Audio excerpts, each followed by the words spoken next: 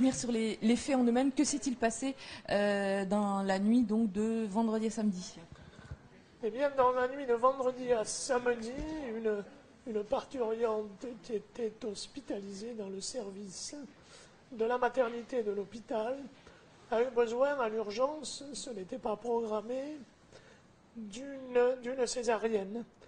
Il se trouve donc, ce sont les faits à l'état brut qu'on est incapable d'interpréter à l'heure actuelle, puisque la mission d'enquête n'a pas rendu ses conclusions, que, au cours de cette césarienne, un incident cardiaque grave est intervenu et que donc il a fallu transférer la parturiente à l'urgence, après bien sûr lui avoir apporté les premiers soins.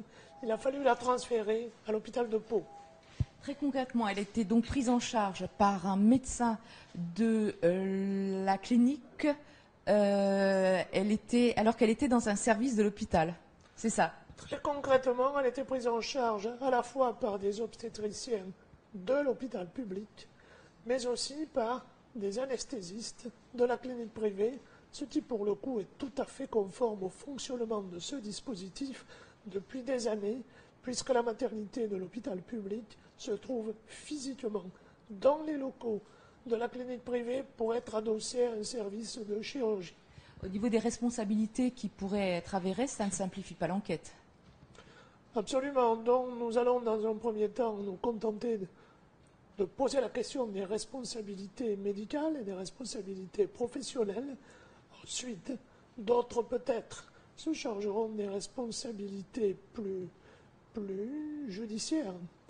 Et peut-être qu'à ce moment-là, il y aura un élément de complexité supplémentaire, puisque c'est du personnel de la clinique privée, mais qui travaillait pour le compte de la maternité de l'hôpital public.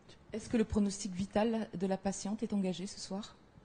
Les dernières informations d'il y a quelques minutes nous ont indiqué que l'état de la patiente était stable, c'est-à-dire que son pronostic vital était toujours engagé.